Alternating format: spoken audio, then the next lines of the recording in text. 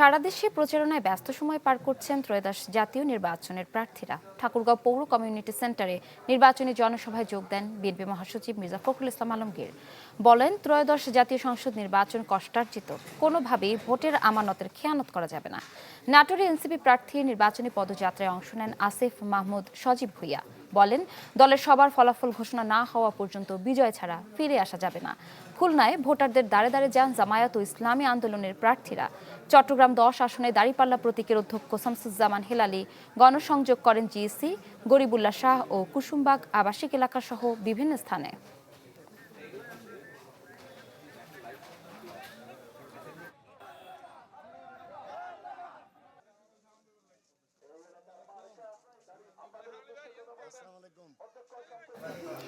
নির্বাচনী প্রচার প্রচারণার খবর জানবো, এ ব্যাপারে জানতে শুরুতে চলে যাব বরগুনা এবং বগুড়ায়। সেখানে আছেন আবু জাফর সালে। কি পরিস্থিতি দেখছেন, আর 9 দিন বাকি আছে নির্বাচনের?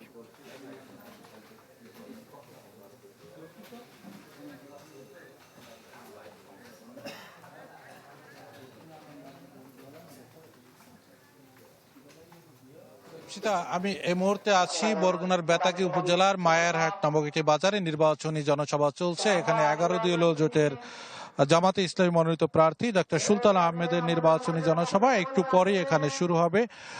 এবং এই জনসভায় যদিও এখন পর্যন্ত ডক্টর সুলতান আহমেদ তিনি উপস্থিত হননি, এখনো তিনি তার সভা মঞ্চে আসেননি। তো আপনাকে আরো একটু জানিয়ে রাখি, এই আসনে বিএনপি মনোনীত প্রার্থী রয়েছেন কেন্দ্রীয় কমিটির ভাইস চেয়ারম্যান নুরুল ইসলাম মনি, এবং ইসলামী আন্দোলনের প্রার্থী রয়েছেন, অর্থাৎ 9 জন প্রার্থী প্রতিদ্বন্দ্বিতা করছেন।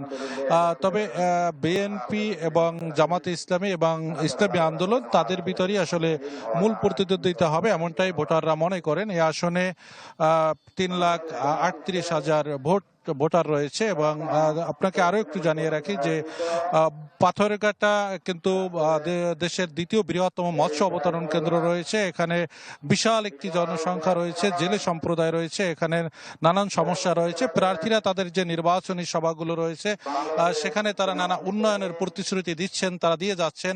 এবং ভোটাররা আসলে চাচ্ছেন যে শুধু প্রতিশ্রুতি নয়, তারা যে প্রতিশ্রুতির বাস্তবায়ন চাচ্ছেন। তো এই ছিল বরগুনা থেকে সর্বশেষ। ধন্যবাদ আপনাকে। দর্শক, এবার বগুড়া থেকে যোগ দিচ্ছেন ফরহাদুজ্জামান শাহী। ফরহাদ, কি পরিস্থিতি দেখছেন সেখানের? আসলে ইফসিতা সকাল থেকে সন্ধ্যা পর্যন্ত বগুড়ার 7টি সংসদীয় আসনের নির্বাচনী প্রচারণা চলছে। বগুড়া 6 সংসদীয় আসন থেকে তারেক রহমান নির্বাচন করছেন। তিনি কয়েকদিন আগে বগুড়ায় তিনি জনসভা করেছেন এবং তারপরে কিন্তু তিনি একটি মতবিনিময় সভায় বিএনপি নেতাকর্মীদেরকে বলেছেন যে আপনারা এই বগুড়ার দায়িত্ব দেবেন। সেই হিসেবে বগুড়ায় নির্বাচনী প্রচারণা করছেন জেলা বিএনপির বিভিন্ন পর্যায়ের নেতাকর্মীরা। আমরা আছি 20 নম্বর ওয়ার্ডে, বগুড়া পৌরসভার। এখানে নির্বাচনী প্রচারণা চালাচ্ছেন বগুড়া জেলা বিএনপির সাংগঠনিক সম্পাদক শহীদুল নবী সালাম। আমরা একটু তার সাথে কথা বলতে চাই। আপনারা আসলে কেমন সাড়া পাচ্ছেন, কি বলে ভোট চাচ্ছেন সাধারণ ভোটারের কাছে? জি ধন্যবাদ। আমাদের প্রিয় নেতা জনাব তারেক রহমান এই বগুড়ার পবিত্র মাটির সন্তান। গত 29 তারিখে লক্ষ জনতার জনসভায় উনি বগুড়ার এই ঘাঁটির দায়িত্ব বগুড়ার নেতাকর্মী, বগুড়ার সেই লক্ষ কোটি জনতাকে দিয়ে গেছেন। উনি বলেছেন এই বগুড়ার ঘাঁটির দায়িত্ব এই বগুড়ার বিএনপির সবাই, প্রত্যেকটা নেতা কর্মী, আমরা বগুড়া জেলা বিএনপির নেতৃত্বে বগুড়ার দলমত নির্বিশেষে আমরা যেখানেই যাচ্ছি সেখানেই ব্যাপক সাড়া পাচ্ছি, তারা উৎসাহ পাচ্ছি, উদ্দীপনা দিচ্ছে। তারাই যারা ভোটার তারাই বলছে যে আমরা ভোট দিব, আমরা নিজেরাই কাজ করছি। যে আমরা মনে করি যে বগুড়াবাসী দলমত নির্বিশেষে একমত হয়েছে। আমরা বগুড়ার মানুষ, আমরা ধানের শীষে ভোট দিয়ে জনাব তারেক রহমানকে এমপি নির্বাচিত করে বাংলাদেশের প্রধানমন্ত্রী করব। ছিলেন ইফসিতা যে বগুড়ায় তারেক রহমানের পক্ষে নির্বাচনী প্রচারণা চালাচ্ছেন জেলা বিএনপির নেতাকর্মীরা। তারা বলছেন যে এবারে সর্বোচ্চ ভোটে তারেক রহমানকে তারা জয়ী করবেন এবং তারেক রহমান সারা দেশে বিএনপিকে জয়ী করে প্রধানমন্ত্রী হবেন, এরকমটাই আশা তাদের। ইফসিতা, ধন্যবাদ আপনাকে। দর্শক, এবার নির্বাচনী প্রচারণার খবর জানাতে মুন্সিগঞ্জ থেকে যুক্ত হচ্ছেন শুভ ঘোষ। শুভ। সেটা দেখুন, আসলে ভোটের বাকি আছে আর মাত্র 8 দিন। শেষ মুহূর্তে কিন্তু বেশ জোরে সোরে প্রচারণা চালাচ্ছেন প্রার্থীরা। আমরা এই মুহূর্তে রয়েছে মুন্সিগঞ্জ সদরের ঘড়িয়াকান্দি এলাকাতে। এখানে কিন্তু মুন্সিগঞ্জ 3 আসনে যিনি স্বতন্ত্র প্রার্থী রয়েছেন ফুটবল প্রতীকের মহিউদ্দিন আহমেদ, তিনি এখানে প্রচারণা এবং নির্বাচনী জনসভা করছেন। জনাব মহিউদ্দিন আহমেদ, আপনার কাছে সংক্ষেপে জানতে চাইবো, প্রচারণা করছেন, স্বতন্ত্র প্রার্থী হিসেবে কোনো বাধা পাচ্ছেন কিনা? না, ইনশাল্লাহ এখন পর্যন্ত আমাদের কোনো চলার পথে কোনো বাধা নেই, নিয়ম শৃঙ্খলা ভাবে চলছে। কিন্তু বাধার সম্মুখীন হইলে আইন প্রশাসন আছে, তাকে জানানো হবে। কিন্তু একটা জিনিস পাইতেছি, বিভিন্ন জায়গায় হুমকি ধুমকি দিচ্ছে এবং গজারিয়া কিছু হুমকি দিচ্ছে, বিভিন্ন আলাদা কানাদে হুমকি দিচ্ছে।